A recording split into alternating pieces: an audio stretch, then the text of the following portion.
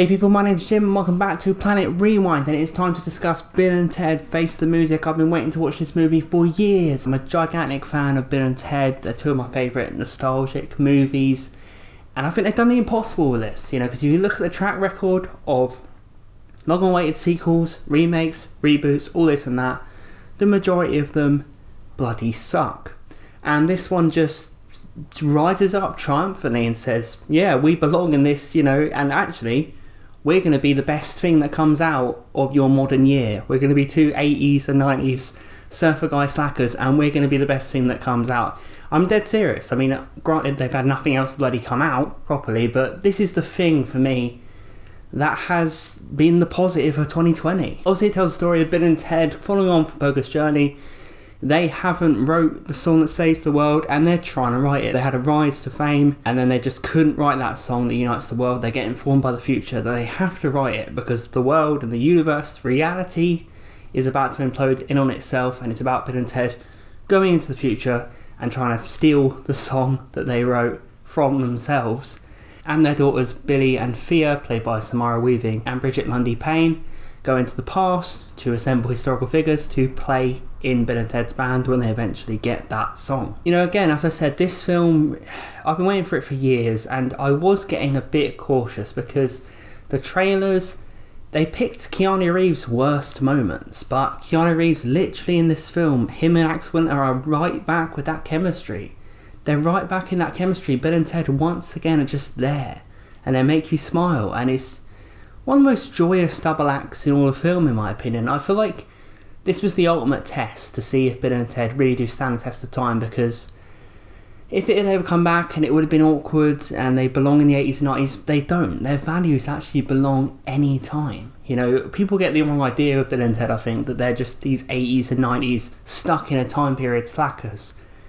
But that's not what they are. They are two people with strong values and beliefs and a peaceful attitude, a well-meaning attitude. And that belongs in any era. And they've got the innocent, wide-eyed wonder, which I don't believe we should lose when we grow up, and they haven't lost it. This film takes a look at growing up in a different way. Most films that take a look at middle age are all just like, middle age is terrible, your life is over, you are screwed. Whereas this film, these characters are in middle age, but they still are. They still have hope. They still have optimism. And I just wish that wasn't the agenda that's pushed. I mean, it depends what you look at, obviously. But there is an agenda push that middle age, you should just lose your optimism. You should just, your life's over. It's just sadness. It's just getting old.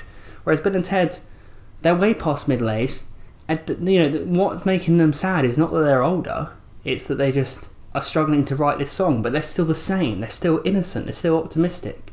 They're still kind. They still believe in being kind to everyone, acceptance, and we could all do with that. That's what Bill and Ted are. They're not just these stupid characters. They actually stand for something. But this film teaches you that emotional maturity is what we should pursue. Treasuring our family relationships as we get old. Being good parents, being good partners, being good family members is what we should cherish, what we should focus on, our maturity. We shouldn't focus mature in terms of, I just need to be serious all the time, I can't have fun, I can't have wide-eyed wonder. No, the only maturity you need when you grow up, and I can assure you of this, is emotional maturity. It's the only thing you need. And Bill and Ted are developing their emotional maturity in this. But they're still Bill and Ted. And it baffles me that the idea is pushed that when you get old, you have to lose that kind of innocence. You should never lose your innocence, in my opinion. You should develop your emotional maturity, and that's what it's about. So it's Bill and Ted with a lot of human kind of elements to this, because they're really working on treasuring what's close to them. Their partners and their daughters and their family, and they believe in that in this, and they believe and they realise that is the strongest thing, and making peace with yourself is the strongest thing. Along this crazy journey of getting the song, going to hell and going to the past again. At the core of it, there is a very human message to Bill and Ted, which is be good to each other and stay at peace with yourself and stay hopeful. Bill and Ted once again have that trademark chemistry. Keanu Reeves, for me, he becomes Ted again. He really does. I'm not keen on his red shirt that he wears. I've always had a problem with that. It's a weird thing to pick up on, I know, but I wanted Ted to, wear like a rock t-shirt or something.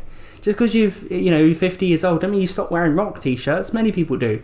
But he's running around in this pink shirt. That's probably my criticism of this film. Ted's pink shirt. It's bloody awful, Keanu. See them bouncing back and forth between them again. To see Keanu back in a comedy, back with the mannerisms of Ted.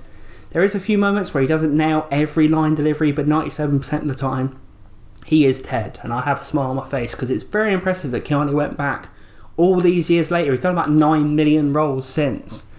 And he captures Ted again. He does do it, and that's difficult to do. Just get rid of that red shirt, Ted, and you'd be perfect. So Billy and Thea have been talked about a lot. Billy and Ted's daughters in the film. I like how they don't judge their dads. That's another great thing about this film. You know, it's not you're a loser when you're middle-aged and you haven't achieved your dreams. These daughters look up to them. Their wives still love Bill and Ted. They're going through problems like any relationship, but they still love them. And it's about family, this film, and it's about a non-judgment. You know, again, so many other films are about you grow resentment for your family because they haven't achieved or they, you know, whatever it is. Bill and Ted have led by example of who they are, of their values, and that's what the kids have picked up on. Billy and Thea, they're just as innocent as Bill and Ted. They're just as kind. They're very sweet. I love Samara Weaving in this. I think Samara Weaving's the best performance. You know, people are saying that it's Bridgette Lundy Paine in her portrayal of younger version of Ted. She really does put it off. But Samara Weaving, I was wrapped under her spell. I think she's a really sweet actress. I like a lot of films she's in. I think she captured Bill. You know, and they seemed like they were having a good time. And everyone in this film, there's just an underlying sense of joy. And I love how it does that, because it could have been morbid. It could have been Bill and Ted are losers. It could have been, you know, life gets bad when you're middle-aged. But no, it's got that happiness at the core of it. And that's what we need. We need a film that acknowledges the human condition, acknowledges the struggle of getting older, but says, no, we should still be happy though. And Bill and Ted are always happy. You know, they are tired a bit. You know, there's emotional moments, but they have each other and they have that belief that things will always get better. And I can't say how much I love that. I wish we'd seen it more in films. There's lots of opportunities for Reeves and Winter to let loose in this and play alternate versions of Bill and Ted, and we saw how much fun they had in Bogus Journey with Evil Bill and Ted. In this, they have Bill and Ted's in the future. One version of them speaks in English accents, and they're absolutely hilarious, and they're a joy. William Sadler is of course back as Death, and what a lovely scene in this film where he reunites with the Wild Stallions. And I won't spoil it, but you know, it's in the trailers. You see them go and see Death, and it's a lovely reuniting scene. And you know, again, you look at Bill and Ted's Bogus Journey, he's the grim bloody reaper, for goodness sake, and Bill and Ted melt his heart, and he's so happy to have his heart melted. Bill and Ted get under people's skin, they just do. And it's just so great to see the Grim Reaper again be enchanted by Bill and Ted, caught under the spell. He loves being friends with them. He loves being in their world. And William Sadler, what an energetic performance. He hasn't missed a beat as Death. He's so funny. He's so full of energy and completely captures that again. Hilarious lines, hilarious back and forth, great chemistry, great storyline for Death in this. I wish he was in it more, I really do. But, you know, the moments that he's there are just wonderful. And William Sadler, you know, it's an underrated performance in film history, I think, because everyone always talks about the Grim Reaper and Bill and Ted, but I really think it should be considered one of the greatest character performances, you know, like character, side character performances, possibly of all times. It's so memorable, it's so well done, it's so unique. There's also a robot in this that comes from the future to chase Bill and Ted, played by Anthony Corrigan, and that was a character that came out of nowhere for me. I wasn't expecting anything like that in a movie, and he's great, you know, and he's not what you expect, and he goes on to develop on his character and become very funny. Great little side character. And again, it's a great relationship between Bill and Ted and this robot. Again, Bill and Ted, you know, the mood of acceptance. I reckon Bill and Ted, they probably sit down for dinner with bloody Vladimir Putin and just think he was a really cool dude. Like, it, you know, they're just so kind and forgiving. But the thing is, their kindness and their forgiveness gets under people's skin and changes other people. And I wish there were more people. I wish there were people, you know, there are people like Bill and Ted. There are really good people who see the good in everyone and know how to bring the good out of people. I wish there was more like that. I really do. I feel like the world would connect more. It really would. if you could be a person who brings the good out of other people. And Bill and Ted just do. I think it's because they don't see an idea of a person. They don't see what a person's done. They see a person. They always give them a clean slate. And I think this film deserves even more credit for how it's achieved the impossible. You know, it's just all these films that come back, all of them are just rubbish. They're just genuinely rubbish. Take, for example, Halloween. Every time it comes back, the filmmakers will say, we're planning on sequels. If you're planning on sequels, you don't have any interest in... You want money. You're not bringing it back out of love for the product. You're really not. All this shit that comes back is all about making it successful again.